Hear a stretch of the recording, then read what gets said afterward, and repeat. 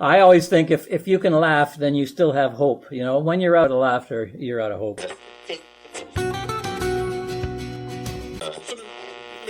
I live in a very dependent world. I'm dependent on others, and because of that, I blossom.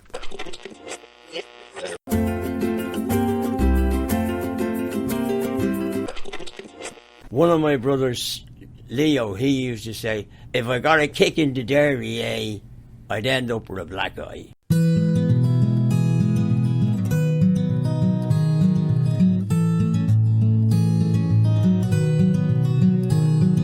Hello there. I'm Erin Davis, and welcome to Elder Wisdom, Stories from the Green Bench. This is where we widen our minds, open our hearts, and hear stories told and experiences shared. My co-host on this bench is Doug Robinson. Doug's an 87-year-old resident of Sandalwood Park in Brampton, one of the many Schlegel Village's retirement and long-term care homes. And the Schlegel family is behind this podcast. They're its inspiration, with those virtual and real green benches that you'll find visiting many communities, and not just the ones with Schlegel in their name. Our guest today is 92-year-old Ivan Siriani. We've got a lot of road to cover with Ivan, from his love of travels and bucket list plans, family trees, and the chaplain chat that brought some peace to his heart. It's all ahead. Here we go with today's Elder Wisdom. Well, Doug, welcome to the Green Bench, my friend. And you know what? I was looking up at the sky and thinking about our chat. Do you want to know how? How? Do you remember Chris Hadfield, the commander of the ISS, the International Space Station, for all those months? I had a chat with Chris Hadfield when he came back to Earth, and I asked him... And the guitar. And the guitar player, exactly. And I asked him a question. I said, Chris, you've been up there, you've done that, you're world famous, at least on this planet, and who knows how many others. What is on your bucket list? And his answer to me was this. He said, Erin, I don't have a bucket list. This glass of orange juice right now is my bucket list. Oh. I don't make any plans. I enjoy things for the moment. And you know, our guest today, Ivan Siriani, is going to talk about something on his bucket list, and I can't wait to get into that. But do you have something on your bucket list, Doug? Or are you like Chris Hadfield in that every day that you wake up and there's light in the room, or that you have a good cup of tea, or you enjoy a little dram of Grand Marnier, perhaps someday with Ivan? What is on your bucket list, my friend? Well, my bucket list was about 4 or 5 years ago. I wanted to take a train trip across Canada from Toronto to Vancouver. Mm-hmm. And I was able to do it before I came into the nursing home. I went with my son, and it was the most wonderful holiday that I've ever had. It was a really wonderful experience, going through the Rockies, going whale watching. That was a big thing on my bucket list. Ivan? Yes? You have a bucket list. You want to go to Newfoundland with your daughter? That's right. Can you tell us about that? Well, she's always wanted to see icebergs. I'm not too interested in that, but I thought, let's get out and do something. We've been tied down for 2 years now. And so I said, okay, you make all the arrangements, and I'll pay for it and that. She don't, no, Dad, no. I says, no, you're going to make the arrangements, and I'll look after everything else. So she's done a nice trip up, and we've got about 3 stops. It's only for 7 days, but it's a nice one, and we're really looking forward to it. I've always wanted to go to the East Coast myself. I think it's a fascinating area. Prior to my wife going into long-term, we did a lot of drives all over the States, and one of the ones we really enjoyed was driving down through Maine area, then up the East Coast, through Nova Scotia, and up the up the trail, and then back through Quebec. And we really enjoyed traveling, and it was very relaxing. Did you stop for a lobster? Unfortunately, I have a violent allergy to crab and lobster. Years ago, in my single days, my buddy and I took our girlfriends, went down to Seattle. On the way, we bought a crab. Unfortunately, I didn't realize till later that it wasn't fresh, and I was very, very ill in that. Oh. Yeah, and then I worked in Toronto. I used to go up to Montreal, where we met some business associates, so he recommended I have lobster bisque. That was fine. I had it, and later I wasn't feeling too well, so I went into the washroom, and I was there for 2 hours. Both ends it was coming out. My legs were paralyzed. And finally I got out and nobody was there. So the next morning I went down from the hotel. My buddy who was traveling with me came along, and he says, I says, "Where did you go?" And he said, "Oh, we thought you picked that broad up at the bar, you know." So I said, "Paul, you're the guy that does that, not me, you know." But ever since then, I've had a lot of problems. I was in the hospital once, and they did angiogram, and they lost me on the table. I found out later that the contrast dye is made up of seashells. Oh. So I just won't sign off on angiograms anymore, and I keep as far away as possible from that sort of thing. So. My goodness. Wow. So your lobster bucket list is definitely full. Not going to be doing that on your trip to Newfoundland. And I must tell you, Ivan, when you do see the iceberg, my husband and I did a road trip, our own bucket list, a road trip from Toronto to Newfoundland. We drove and took the overnight ferry. But when you see an iceberg out in the distance on the horizon, it looks for all the world like an apartment building in Scarborough or London or wherever you are. And you go, oh, wait a minute, that's not an apartment building. So you'll understand your daughter's romance about icebergs, I think, pretty fast. She has a friend that has been there 5 times, and they keep postings on Facebook. Pictures and close-ups and all that. So we're really looking forward to it, though. Wonderful. What other trips or experiences are on your bucket list, apart from Newfoundland? At this time and this age, I don't have too many. Basically, out to BC to visit relatives, and also I have a brother in Calgary has come out with lung cancer, so I may be going out there shortly to see him, yeah. Well, if you do it, go by train. It's quite the experience. I used to work for a railway when I first started, and I used to get passes, and I did the cross Canada to Winnipeg and then down to Minnesota. Oh. And I've done, on our honeymoon, we went to Los Angeles on a pass as well, so I enjoy it very much. Yeah. It's very, very relaxing. And you meet very interesting people. I met people from Australia, London, all kinds of people on the train. It was a wonderful experience. It really was. It's also nice when you're up in the dome car having supper. Yeah. And you're stopped in the middle of town, and traffic is lined up both sides of you. Exactly. Yeah. You've got a good sense of humour, Ivan. That's the only thing to have, you know. It really is. Yes, yeah. And your love of travel is still, like, even just at home, you're still driving. And we understand that you're not a resident yet, but when the new retirement addition to the village of Glendale Crossing in London opens, you're going to be moving there. So tell us about this next phase in your life where your travels of a much smaller or more minute scale will be taking you. Will you, Ivan? Basically, I've got my suite picked out. I have a 2-bedroom complex there now, and my daughter's husband is a draftsman, so he took the chart, expanded it, and got all the measurements, and then my daughter cut up little pieces of furniture, tables, and all that, so we've got it all laid out. So I'm looking forward to the layout. My only question is, I wish the heck they could move the date up a little more. I know. Time travels so slowly. I mean, it certainly has the last couple of years, but when you're waiting for something with such anticipation, and I understand your family is very much in support of this move.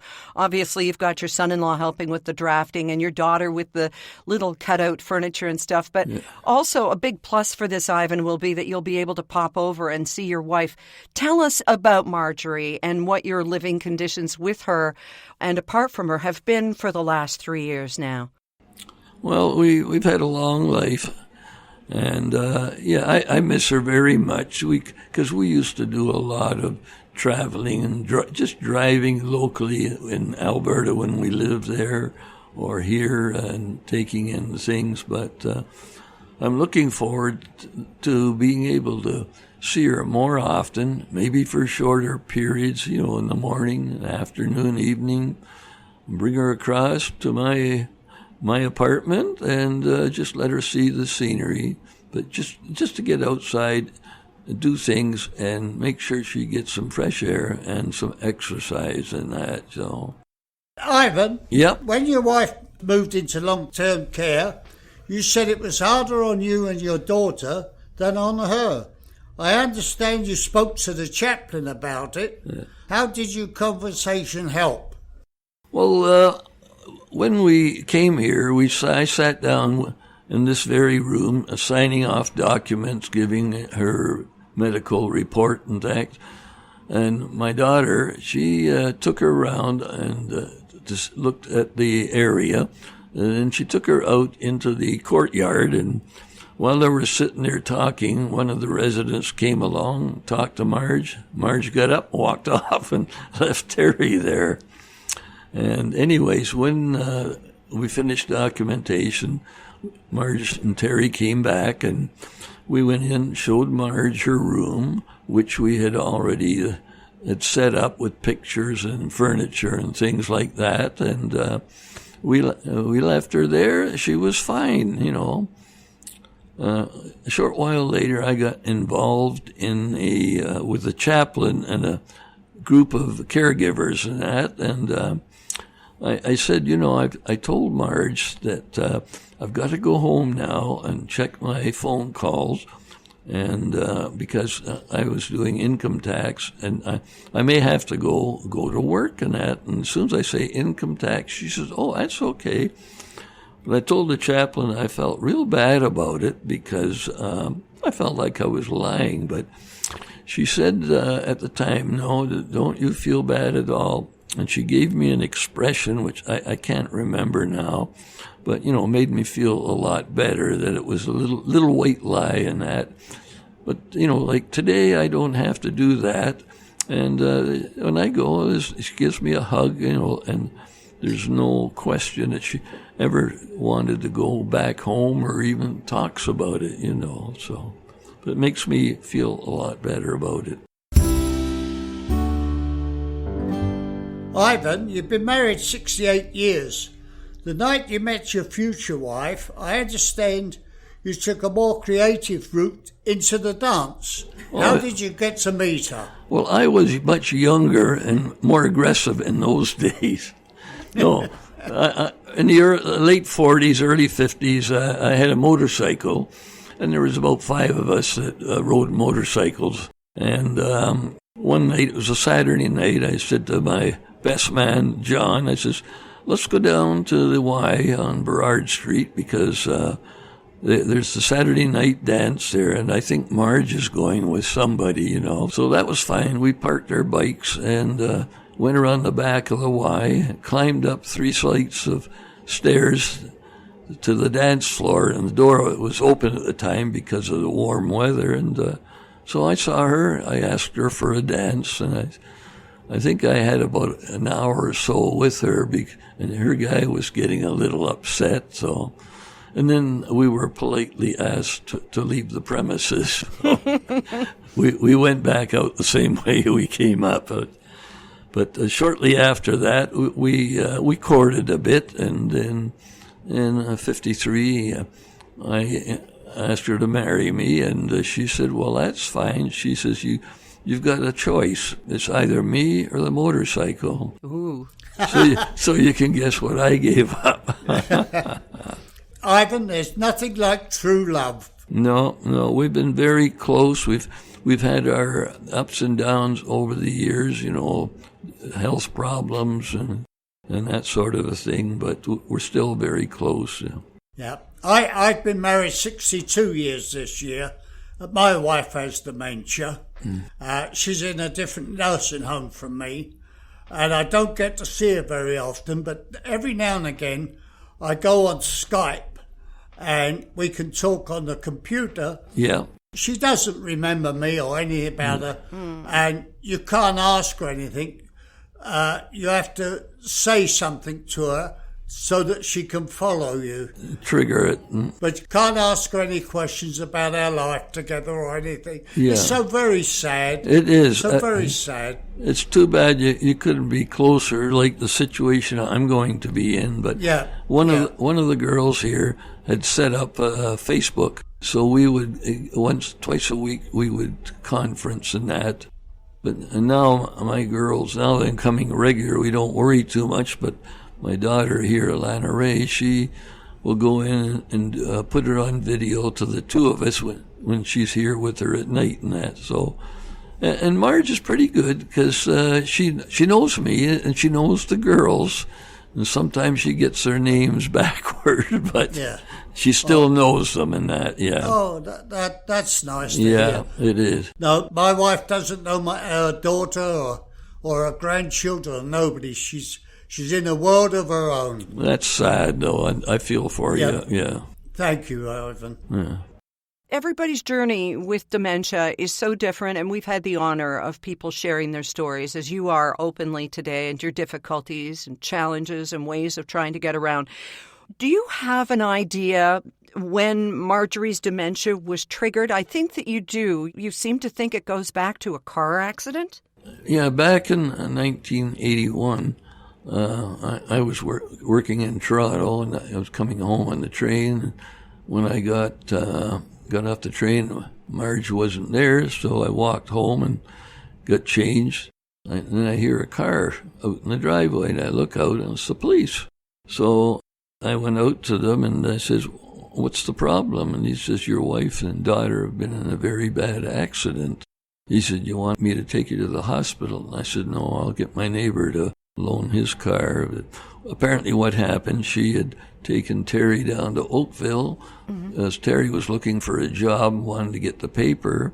On the way home, somebody made a left-hand turn right in front of her through an intersection. Jeez. The motor was driven into the passenger compartment. She was pinned in, head injury. My daughter had her back broken. And Marge was in a coma for 3 days and had brain injury in that. And I attribute this to that accident because about 6 months after that, a doctor says, "You got to go to work and get your mind going in that." So she did go to a nursery in Clarkson that shipped nursing supplies all over Ontario. And she was embarrassed because she couldn't remember her phone number, her address. But she got the job, but she came along fine.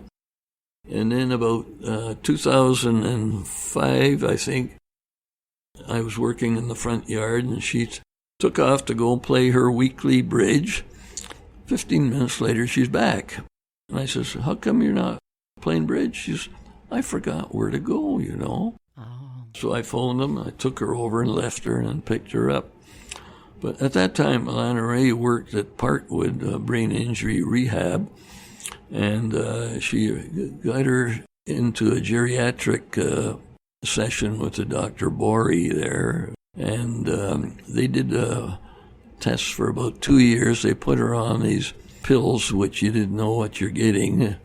But then I noticed it started progressing in that, and about 3 or 4 years later, and I'd be sitting in the front room with her reading the paper, and then all of a sudden she'd turn on me and, accuse me of this and that. And Has it happened to me too? yeah, so I just got up, and I couldn't reason with her, so I just got got in the car and drove away for about an hour and a half, and come back. She's there, and she says, where you been? How you doing? So, she never remembered it, so... They don't remember, no. So I arranged for Lynn to come in and look after showering her and that sort of thing, because it was getting to the point where she'd sleep until 11, 12, or maybe 2 in the afternoon. I'd end up having to do washes every day, bed sheets and things like that. And it got to the point I didn't realize that my kids were concerned. And the social worker actually met with the doctors in the clinic I go to. And my doctor said, look, we got to get Marge in because we're worried about Ivan and having a heart attack and that. So anyway, 3 or 4 days later, I got a phone call. We got a place for Marge and that. And I was pretty upset. I just couldn't let her go. So that was fine, and my doctor kept insisting, and so they moved Marge instead of the back of the line. They put her in the front, and that happened. And I said, "Okay, I'm ready for it." And we had looked at about 10 long-term cares in London here, and I'm certainly glad that it's our first chance. It came up first, so that we're quite happy with the staff. They're excellent. I have no complaints other than the ministry rules on COVID and that. Yeah. Yeah. Just one struggle upon another, but it really sounds like you are at peace with where you are now, and Doug certainly is too. You hear the laughter in his voice, and none of us gets through this on our own, do we? It's only with support and help and people who know exactly what you're going through, as Doug does you, Ivan. Yeah, exactly, and I got a lot of support from my neighbors, the people here, and my family in particular. That's the big thing, that they're behind me pushing and that, so... I have one wonderful daughter, Ivan. She comes here and looks after me. She makes sure I'm happy and do I need anything. And, she has her own life to lead. But no, Dad, you did it for me when I was younger. I'm doing it for you now. She's such a wonderful girl. My daughter that lives here in London is a professor at Fanshawe. She'd had 12 years experience with brain injury, and she's up on medical stuff. So any problems or anything like that, she'll come and talk to these people and convince them. We've had some decisions that we had to get overthrown because they weren't in agreement with what we want, Then my other daughter in Burlington area comes out every 2 weeks for 3 or 4 days and helps around the house and that, and she's very helpful as well. And Marge really appreciates them. She may get their names mixed up, but she really knows them and always gives them a hug before they go and that. So, which makes me happy too. So yeah. Lovely. Can we talk about your family in a different sort of way? We understand that you've been tracing your family tree, Ivan. Would you like to tell us about that? Yeah, I retired in Calgary in 89 and then came to London in 94 because the kids were all down here. And then I did some income taxes for Block Brothers for about 4 years, and then my son-in-law, who's with the provincial police, got me a job as working on wiretaps, which I did for about 5 years. And it got to the point the government was taking all my money, so I said, that's it. I bought a computer. I joined a local genealogy group, and I've been doing it ever since. I go back. On my dad's side, I go back to 1600, and my mother 1800, wow. And then Marge's folks, I'm back at 1700. But I find that so refreshing, and it keeps me going. And to me, it's wonderful at the age of computers, because I've had people contact me from Australia, all over North America, Europe, and I wonder what they did in the old days. You'd send a letter, you may or may not get a reply, whereas today is practically instant. Yeah, it used to be there would be that one relative who would really make this their project, and then they would write letters after letters after letters. But now we're all kind of junior genealogists. That's it, yes. I've contacted people. A woman in San Francisco set me up with somebody in the States that had a database of all the people that were born in the town where my dad was. And so she sent it to me, and I got birth certificates, and then I tried to trace my great-grandfather, and she said, well, there's another couple down there that both have done this for Catanzaro.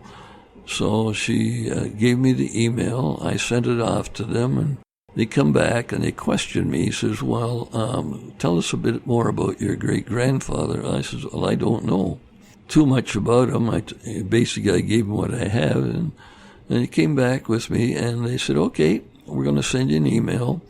We just wanted to make sure we had the right one because there was two guys with the same name born the same day in this town.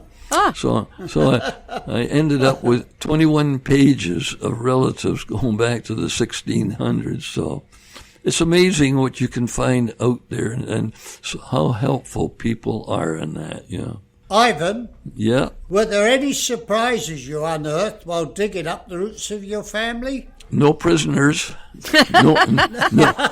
No poorhouses either.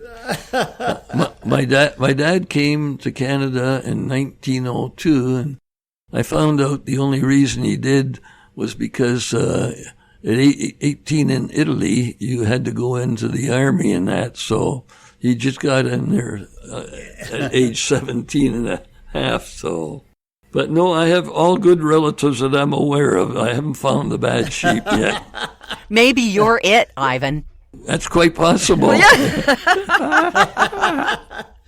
Ivan? Yes. You put a message in a plastic bag and you left it for contact information on a relative's headstone in the hopes of a distant relative of yours might find it and reach out. Can you share that story with us? Yeah, I grew up in Vancouver, and I didn't know too much about my mother's background, but later tracing it, I found out that her grandmother and husband came out to Saskatchewan, and then he died there, and she moved to Vancouver, and I was looking at a boarding pass that I had of my mother's, and it said she was coming to Vancouver to live with her grandmother. So I searched online the cemeteries, and I found out that she was buried in the Mountain View Cemetery. So when I came out, I went to the cemetery, and there was no marker, so they took me over, showed me where it was, and that was fine. So there was fresh flowers in this little vase, so I thought, well, somebody's looking after it. So I wrote a note up, my email address. I had a plastic baggie. I put a rock in it to weigh it down, put it in this flower pit, and left it. When I got home a couple of weeks later, I got an email from this woman, and she's been living in Vancouver years and years. And so we contacted, and we exchanged a lot of information. And since then, I found more people out in Vancouver that are related that I never knew in all the 40-odd years I lived there. So it's surprising sometimes. Maybe you got to go away to find out things, Yeah. So true. It's an interesting hobby. It's I enjoy it. It fills my time in too. So, Ivan? Yep. There's a very good saying. Some family trees have beautiful leaves, and some have just a bunch of nuts. Yeah. Remember, it's the nuts that make the tree worth shaking. It's just, if your work is hard and your rewards are few, remember the acorn was a nut like you, I think it was. The mighty oak was a nut like you. Yeah. There you go. Yeah. Well, what a pleasure it has been to share the shade of your family tree, to delve into your bucket list, and so much more, Ivan. And of course, we cross our fingers for time to go just quickly enough so that you can get into your new place at the Village of Glendale Crossing in London when it opens next year, and that you will be closer to your dear Marge. So thank you so much for sharing this conversation and time on the green bench. Yes, it was enjoyable. Can we do one tomorrow? How wonderful that we can listen to this tomorrow or whenever through the magic of podcasting. And if you go to elderwisdom.ca, you can learn more, both about life at Schlegel Village's retirement and long-term care residences, and how to make sure you don't miss a single episode of these Elder Wisdom chats on the green bench. There are over 40 of them now to enjoy, so why not do a deeper dive into some inspiring, enlightening, and entertaining discussions? Thanks to Carol Metron, Director of Lifestyle Options at Schlegel Villages, for helping to bring Ivan to us today to share some great stories and his own personal perspective on life with a partner of well over 6 decades who is now living with dementia. We wish Ivan and Marge many more years of close connection as he awaits his new home at the Village of Glendale Crossing in London. We hope you'll join us here next time, and thanks again. I'm Erin Davis, and on behalf of Doug Robinson, your seat on the green bench is ready and waiting. Elder Wisdom, Stories from the Green Bench, is brought to you by Schlegel Villages, a complete continuum of care, offering independent living to long-term care, celebrating and honoring the wisdom of the elder. To learn more about us, please go to our website, schlegelvillages.com.